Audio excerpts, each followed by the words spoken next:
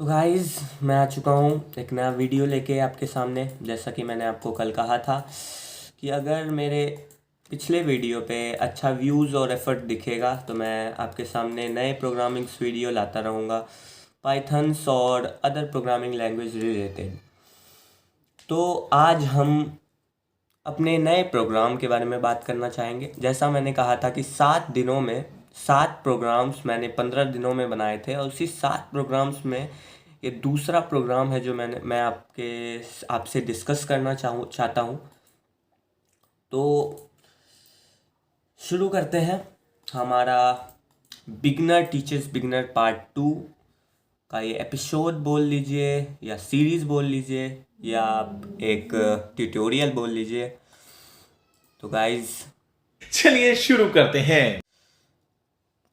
तो मैंने अपने में डाला हुआ है अपना games by myself program. आप देख पा रहे हैं यहाँ पे, जैसे कि तो आपको मैंने तो डायरेक्ट फर्स्ट वेबसाइट के बाद मैंने डायरेक्ट पेडल गेम बनाया था, लेकिन मैं आपके सुविधा के लिए कह लीजिए कि मैं आपको क्रिस क्रॉस गेम दिखाना चाहूँगा।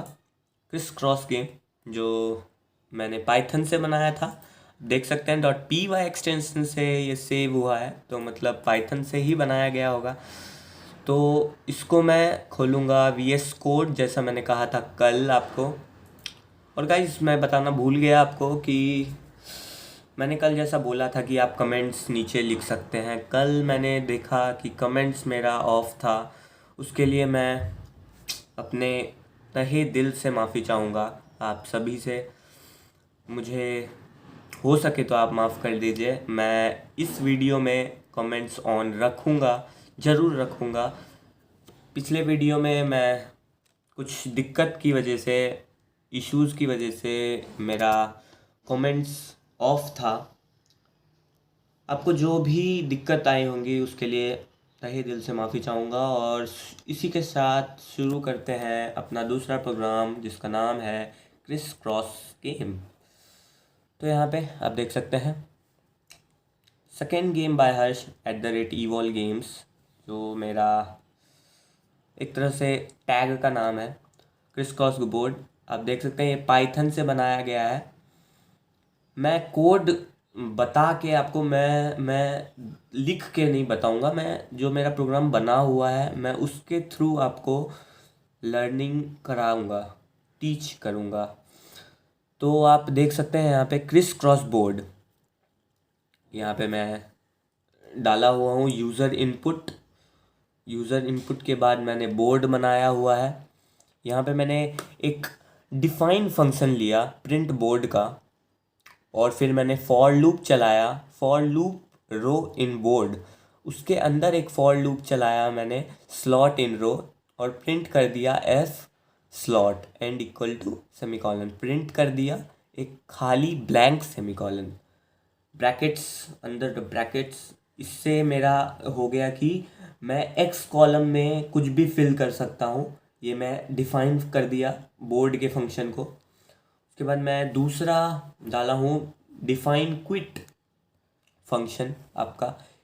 यहाँ पे मैंने ईफ और एलिफ और एल्स का यूज़ लिया है। आप अगर कमेंट करेंगे तो मैं पाइथन भी आपको अच्छे से बता सकता हूँ। ये इफ़ एलिफ और एल्स उसी में आता है, पाइथन का वन ऑफ द चैप्टर है आप कह सकते हैं। तो यहाँ पे मैंने रिटर्न ट्रू किया है, एल्स रिटर्न फॉल्स किया है।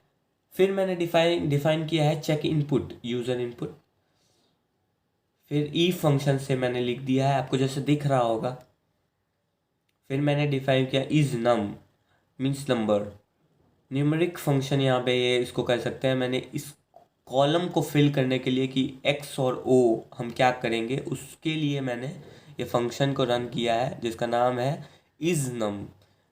यहाँ देख सकते हैं आप, ये प्रिंट करेगा this is not a valid number. मतलब अगर आप मतलब ये कॉलम अगर 1 है आपका, अगर यहाँ पे आप 2 दाब देते हैं तो यहाँ पे आपका ये दे देगा कि this is not a valid number. मैंने इस क्रिस क्रॉस बोर्ड को इस तरीके से बनाया है कि ये कॉलम 1 2 3 4 5 6 एंड 7 8 9।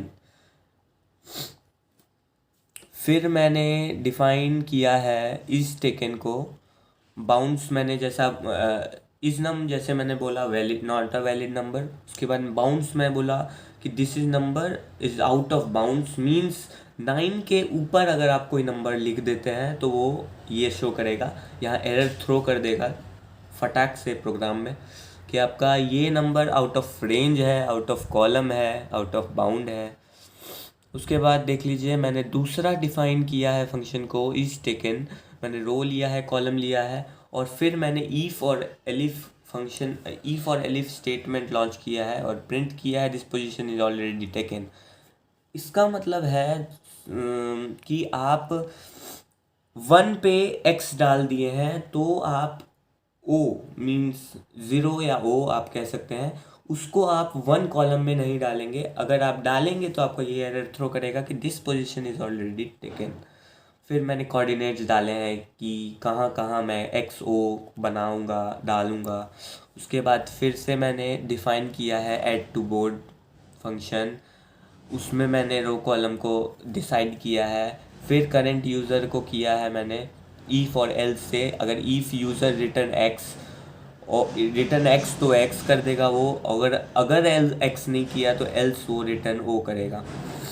फिर इज़ विन, यहाँ पे विन का मैंने फंक्शन बनाया है कि कैसे कोई विन करेगा। तो पहला स्टेटमेंट मैंने लिखा है if check row user comma board return true, ये अगर आपका वैलिड करेगा तो ये रिटर्न ट्रू करेगा, और अगर ये वैलिड करेगा आपका सेकेंड लाइन जो है इफ़ चेक कॉलम, तो फिर ये आपका कॉलम चेक करके ट्रू रिटर्न करेगा।